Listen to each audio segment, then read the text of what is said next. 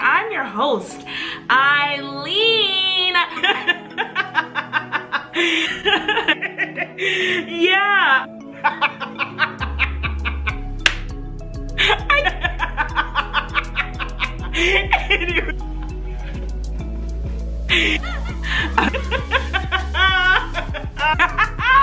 Boy. Therapy ain't cheap, but laughing sure is.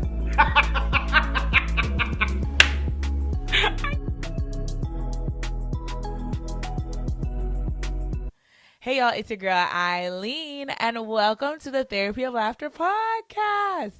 Y'all, I hope y'all are doing well. We are in the third month of the year, and to be honest, this is my favorite month because it's my birthday month. Today is the 4th, and tomorrow will be the 5th. So if you see this before the 5th, hit your girl up and tell me happy birthday. I'm turning 26. I've been on the internet saying hashtag pushing 30, and everybody's like, no, you're in your mid-20s, girl. You're not really pushing 30 yet. But I feel like I'm pushing 30. Like, I feel like after 25, you might as well just go ahead and say you 30. You might as well. But as I was reflecting on this podcast or this episode and get ready, I got a DM from one of my friends from high school. And it was this meme of a whole bunch of sayings. So it was like, your first workout is going to be hard. Your first podcast episode is probably not going to be good. And it just went on a list of things about how your first everything is not going to be the best. And at the end of the meme, there was like a little line and it said, but at least try. And when my friend from high school sent it to me, she captioned it, where she sent a message and she's like, Eileen, everything on this list you've tried. And I've tried a podcast episode. I've tried working out. And she's like, one thing about you, you will at least try. So that's the title of this episode today, at least try. One thing I always promised myself, I said, you know what?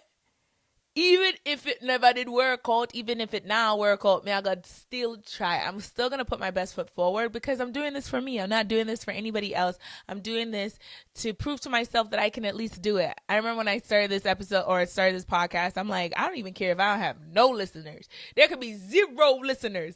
But as long as I can lay in my bed and know that I at least tried to do an idea that came to my mind. And I think a lot of times when we're looking at the world and we're looking at the execution of everything, we're like, yo, these people are like going hard. They're executing to the nth degree. Like, they're just successful. No one sees your first.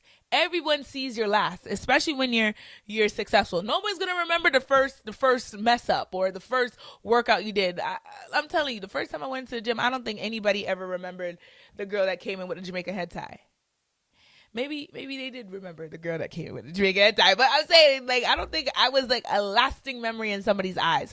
But what was a lasting memory in my eyes is that at least got up and said, you know what, I'm gonna make a change. I'm gonna turn my life around in regards to health, and I'm gonna go.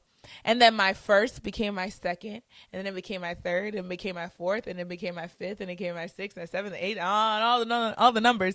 Can't even count how many times I've been to the gym by myself, but it became a part of my routine. It became a part of my lifestyle. And little did I know that as I kept trying and kept going, I started to get better at certain things. As you know, in the Therapy of Laughter, we have this segment called Let's Laugh About It.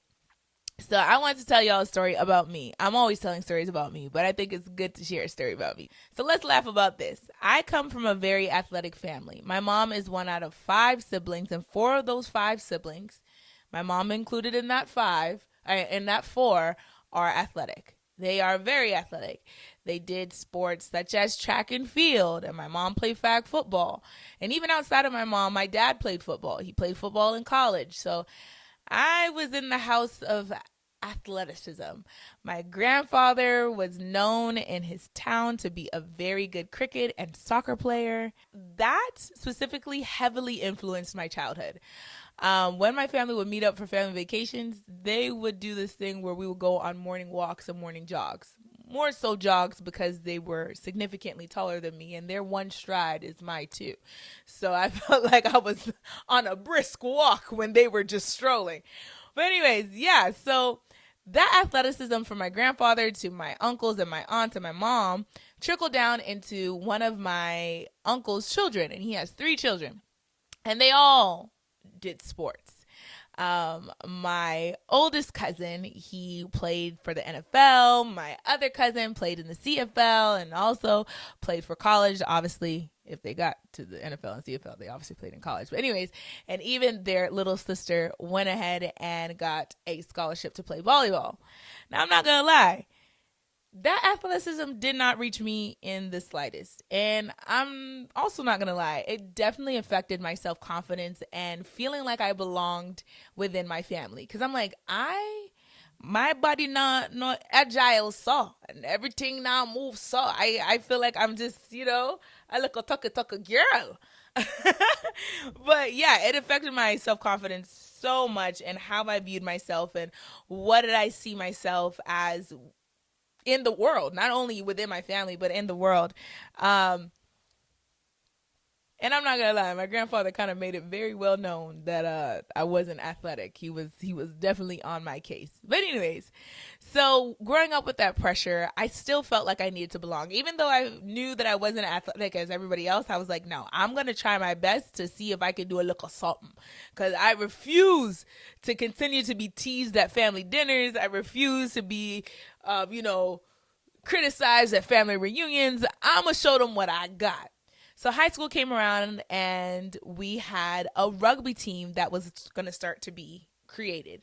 Shout out to my history teacher. He's like, you know what? I want to bring the rugby team back to your high school. Awesome. So I'm like, this is my opportunity to prove to my family that I might not be athletic as them, but I can definitely hold my own. So I tried out for rugby. This was in 10th grade. I tried out and I made the team. And I called my mom. And the first thing she said was, let's see how long this lasts. I said, huh? She's like, yeah, let's see how long this lasts. I hung up the phone. I said whatever I said. I was like, okay, no problem. I hung up the phone and I said, bet. You want to see how long it lasts? I'm going to show you. I'm going to show you how long it lasts. Your girl was on the starting line for the next 3 years of high school because I said, you know what? One thing about it, you ain't going to test me. But I say that all to say is that I had to at least try. At least try. And when I at least tried, it actually worked out for my benefit. Though I felt like I didn't have the tools to be successful at rugby, I had the heart. And that's what counts. So as I was reflecting on just birthdays and all the things that I've tried, I received a DM from one of my friends from high school. She was actually one of the girls that I was on the starting lineup with in rugby when we played rugby together. And she sent me this thing where it said, your first podcast episode probably won't be the best. Your first workout probably won't be the best. A whole bunch of firsts that she was listing probably won't be the best. But at least you tried. And that's the episode title for today. At least you tried. Try. If there's anything I've learned, and these small little itty bitty 26 years I'm living on this earth, is to at least try. At least. The minimum you can do, the minimum you can give yourself is to at least try. Try. Put that little effort. If you want to be healthy, try. And it doesn't have to be the best try. It's not going to always work out to the best of your ability. Let me tell you something. When I did first do the rugby thing, I'm not going to lie to you, I was heaving and peeving through the whole practice. My first game, it felt like I was in a movie. Okay? My head hit the ground like boom after I tackled a girl, and the first thing I thought of was, what's my name? What's my address? So I can make sure I didn't have any concussions. But yeah, my first game wasn't the best. I mean, we did win, but still, my first game performance wasn't the best. Heck, this first episode, I don't think it was the best episode, but it has the most views. At least try. At least put your best foot forward, because you never know how things can turn out. I say you owe yourself the try. You owe yourself just seeing, maybe it will work out. Maybe it'll work for your benefit. One thing I did learn throughout these 26 years of living is that trying really helps to alleviate the pressure off of yourself as well.